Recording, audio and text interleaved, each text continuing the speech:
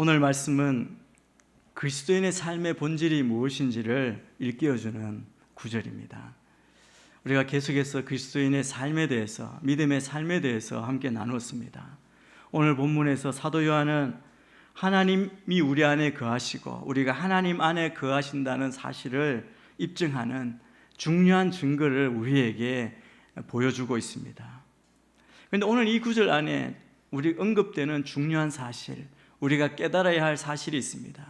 가장 먼저는 오늘 여기에서 우리가 그리스도인의 삶의 특징을 생각해 보기를 원합니다. 그리스도인의 삶이 과연 무엇인지를 묵상하고 생각하라는 것입니다.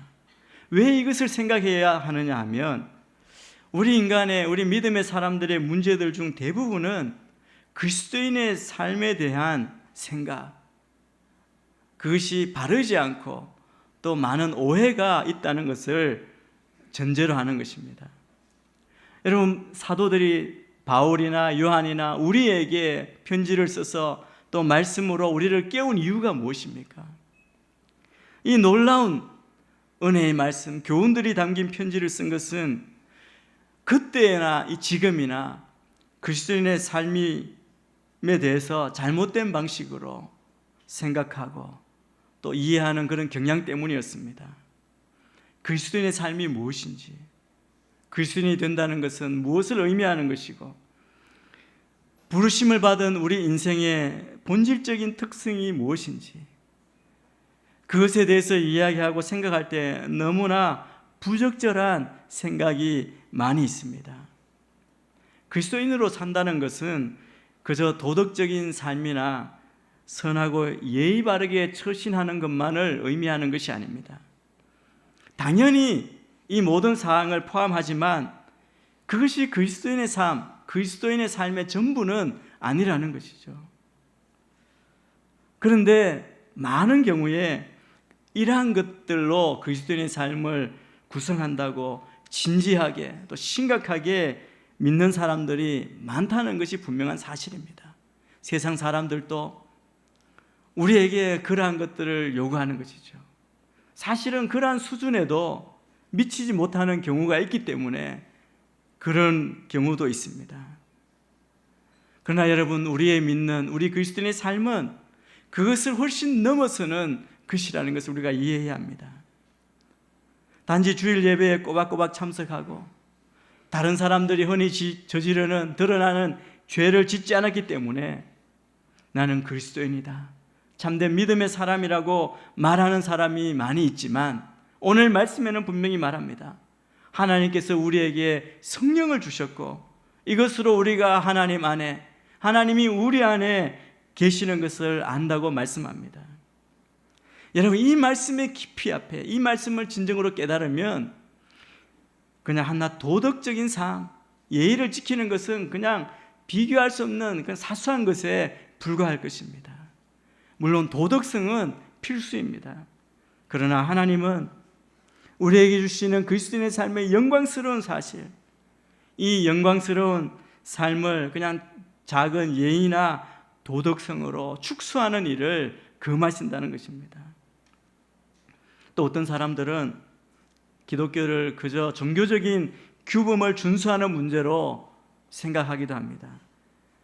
그러나 그것을 기독교의 전부로 생각한다면 하나님의 말씀이 우리에게 계속 보여주는 영광의 빛을 경험하지 못하고 그것을 다 놓치고 말 것입니다.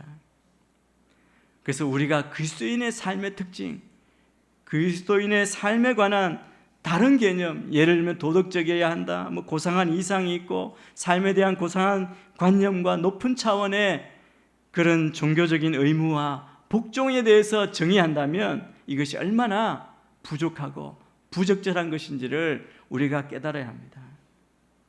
우리의 삶은 하나님의 생명으로 이끌려 올라가는 삶입니다. 하나님이 우리 안에 거하십니다. 예수님도 이렇게 말씀하셨죠. 내 안에 거하라, 그리하면 나도 너희 안에 거하리라. 여러분, 이것이 그리스도인의 삶입니다. 그 이하로는 우리를 만족시키지 못하고 우리는 그것을 그보다 더 낮은 의미로 이해해서는 결코 안 됩니다. 우리의 삶이 얼마나 고귀한 것인가를 기억해야 합니다.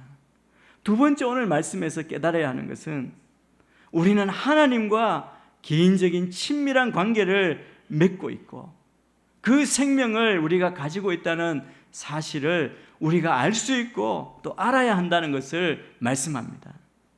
이것이 그리스도인의 삶의 본질입니다. 요한이 오늘 말씀에서 이렇게 말하죠. 이것으로 우리는 압니다라고 그렇게 말씀합니다. 우리는 우리가 가진 생명에 대해서 그 사실을 알고 확신해야 합니다. 사도 요한이 이 요한 서신을 쓴 목적은 바로 우리에게 이 지식을 주기 위해서입니다. 요한일서 5장 13절에 보면 이 요한일서를 쓴 분명한 목적을 말씀합니다. 우리 함께 요한일서 5장 13절을 읽겠습니다. 시작. 내가 하나님의 아들의 이름을 믿는 이것들을 쓴 것은 여러분이 영원한 생명을 갖고 있다는 것을 알게 하기 위함입니다. 사도 요한이 쓴 것은 우리에게 영원한 생명이 있음을 알게 하기 위해서 기록했다고 말씀합니다. 우리가 다 이 지식을 갖게 되었으니까 그보다 못한 것, 더 시시한 것에 만족해서는 안 된다는 것이죠. 하나님의 말씀, 신약 성경이 우리에게 가르치는 핵심이 바로 이 지식에 있습니다. 성경이 우리에게 알려주시는 것은 우리 안에 하나님이 계시고 또 우리가 하나님 안에 있다는 바로 이 지식입니다. 이 지식을 깨닫고 알기까지는 우리가 한시도 멈춰서는 안 됩니다. 우리는 여전히 확신 없이 모호한 상태로 있어서는 안 된다는 것이죠. 그럴 권리가 우리에게 없습니다. 5장 13절에 말씀하신 것처럼 여러분이 이것을 분명하게 알기 위함이라고 그렇게 말씀합니다. 이런 일에 대해서, 이 생명에 대해서 확신하지 못하는 그리스도인은 예수 그리스도의 복음과 그분이 십자가에서 이루신 일, 부활의 영광을 그냥 잊어버리고 사소하게 여기고 불명예스럽게 만드는 것에 불과합니다. 신약 성경은 전부 이런 것을 우리에게 주기 위해서 기록된 것입니다. 우리가 받은 것이 무엇인지, 우리에게 있는 것이 무엇인지를 알아야 합니다. 우리가 불신자일 때, 믿음이 없을 때 우리는 죽은 상태였습니다. 우리에게 영적 생명이 전혀 없었습니다. 우리 그리스도는 믿음으로 거듭나 우리 영혼 속에 하나님의 생명을 지니고 있습니다. 영생을 가지고 있습니다. 우리가 그런 생명을 가지고 있으면서도 그것을 알지 못한다는 것, 이것은 불가능한 이야기입니다. 생명을 품고 있는 자가 그 생명이 자기 안에 있는 것을 어떻게 모를 수 있겠습니까? 하나님의 생명이 우리 영혼 속에 있다는 것은 하나님 없는 생명과는 너무도 다른 까닭에 우리는 그 사실을 알 수밖에 없습니다. 그래서 여러분이 여전히 불확실하다면 여러분은 여러분의 생명의 기초가 무엇인지를 점검해 보아야 합니다. 세 번째, 우리가 깨달을 수 있는 것은 우리가 이 지식을 얻을 수 있는 방법, 우리가 이 생명을 깨달을 수 있는 방법에 관한 것을 오늘 말씀이 우리에게 말합니다. 우리는 어떻게 하나님을 알 수 있습니까? 우리 오늘 본문을 한 번 더 같이 읽겠습니다. 4장 13절 시작. 하나님께서 우리에게 성령을 주셨습니다. 이것으로 우리는 우리가 하나님 안에, 하나님께서 우리 안에 계시는 것을 압니다. 어떻게 우리가 알 수 있다고 말합니까? 하나님께서 우리에게 성령을 주셨기 때문입니다. 성령을 우리에게 주심으로 라고 말씀합니다. 여러분, 결국은 여기에 우리의 모든 초점이 맞춰집니다. 내가 하나님의 성령을 받았다는 것을 어떻게 알 수 있습니까? 여러분 어떤 일에 관심이 있으십니까?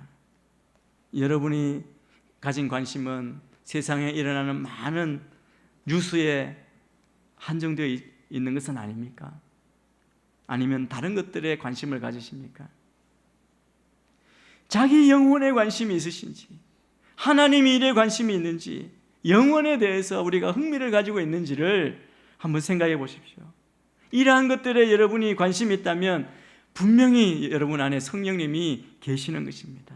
왜냐하면 하나님이 없는 사람, 하나님을 떠난 사람들은 땅의 일을 생각하기 때문입니다. 빌립보서 3장 19절 말씀도 우리 같이 한번 읽겠습니다. 시작. 그들의 마지막은 멸망입니다. 그들의 신은 배요 그들의 영광은 자신의 수치에 있으며 그들은 땅의 것을 생각하는 사람입니다. 땅의 것을 생각하는 사람, 하나님이 없는 사람은 땅의 일을 생각합니다. 땅의 일은 육신의 일이고 세상의 일을 가리킵니다. 영원한 생명과 보이지 않는 영원한 것들에 우리가 관심이 있다면 그런 생각을 하는 것 자체가 성령이 여러분 안에 계시다는 증거입니다. 또 성령을 받았음을 알 수 있는 증거가 있습니다. 그것은 우리의 심령 깊은 곳에서 깨닫는 것이죠. 죄의식을 깨닫는 것입니다. 여러분이 자신 속에 악한 생각이 있음을 자각한다는 뜻입니다. 내 안에 어떤 악한 생각, 그 근원이 있음을 느끼십니까?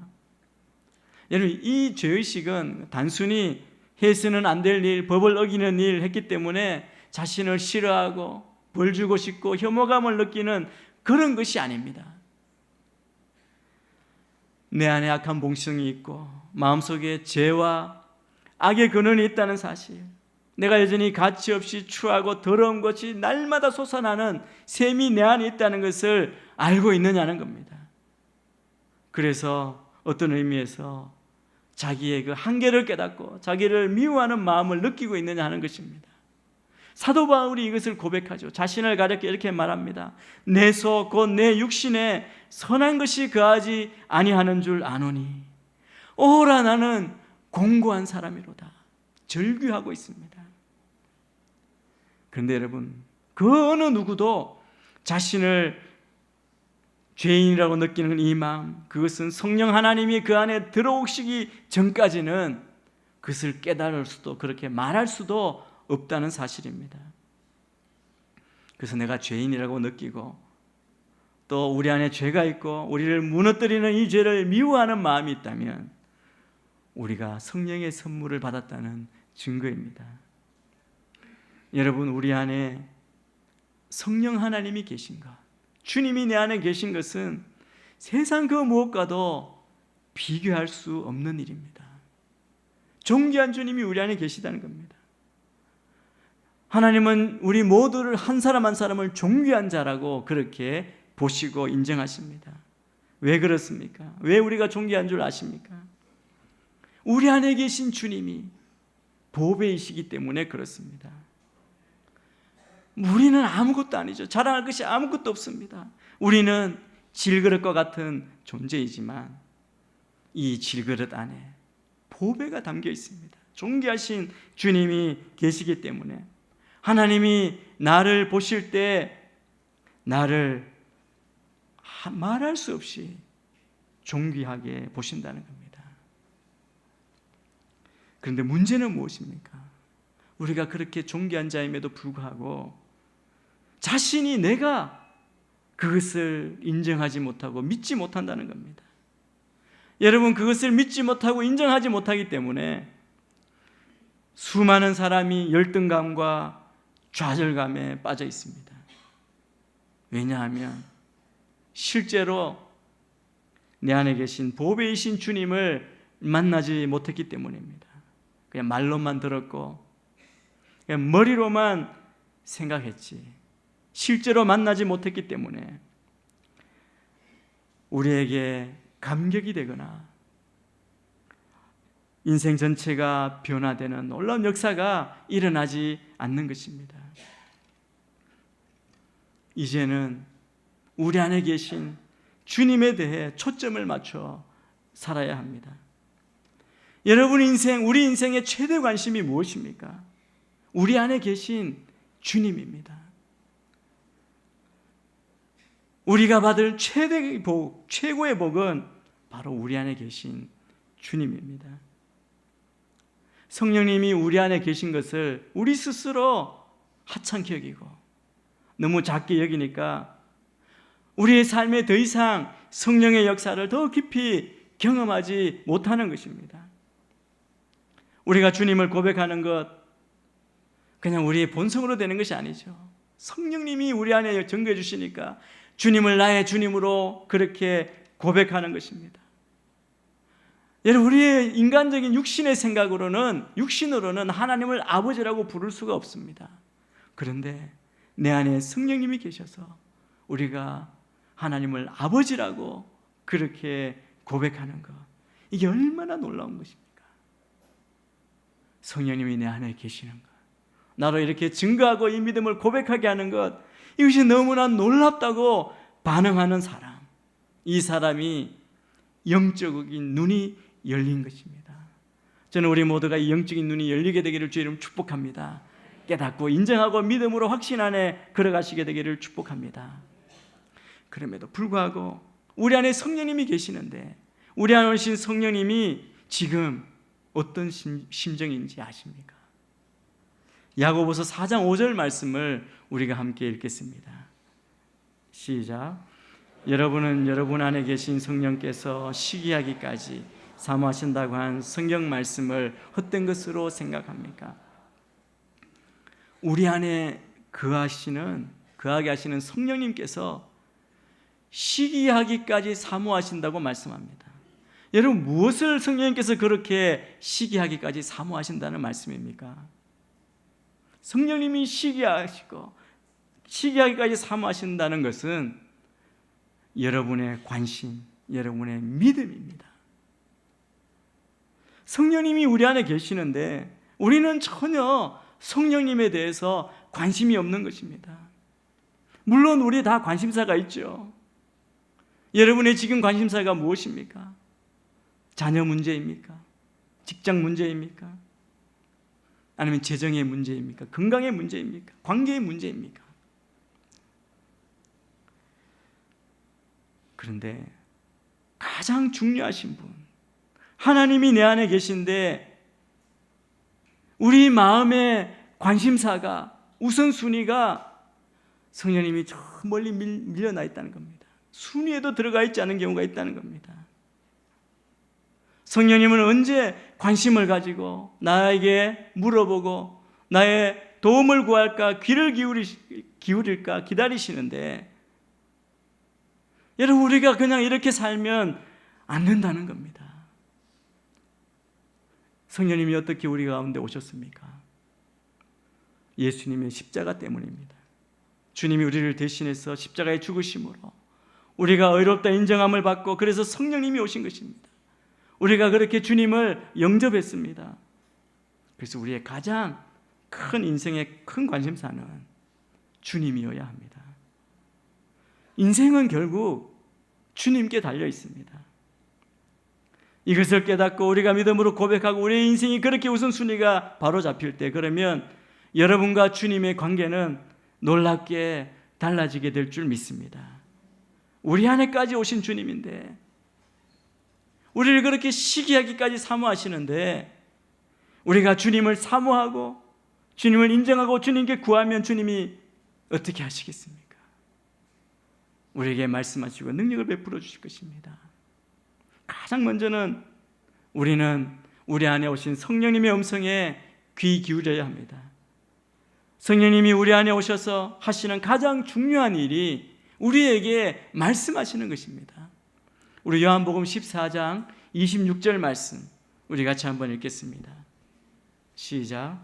그러나 보혜사 곧 아버지께서 내 이름으로 보내실 성령께서 너에게 모든 것을 가르쳐 주실 것이며 내가 너에게 말한 모든 것을 생각나게 하실 것이다. 예수님께서 오실 보혜사 성령님에 대해서 말씀하셨어요. 성령님이 하실 일이 무엇입니까? 우리에게 모든 것 가르쳐 주시고 말한 모든 것 생각나게 하실 것이다. 우리에게 생각나게 하실 것이라고 말씀합니다. 여러분, 우리는 하나님의 음성을 듣는 것, 주님의 음성을 듣는 것 힘들어합니다.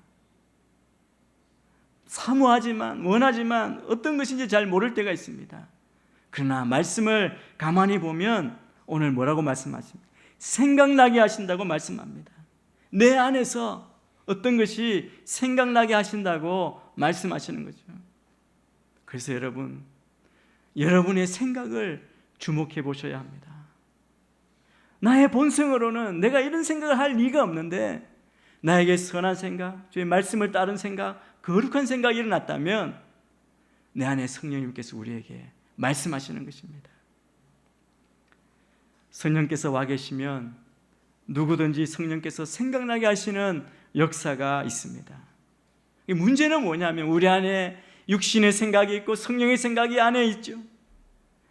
그런데 우리가 이 생각이 들릴 때 우리가 어떤 음성을 들을 것이냐, 누구를 따라가느냐 하는 것입니다.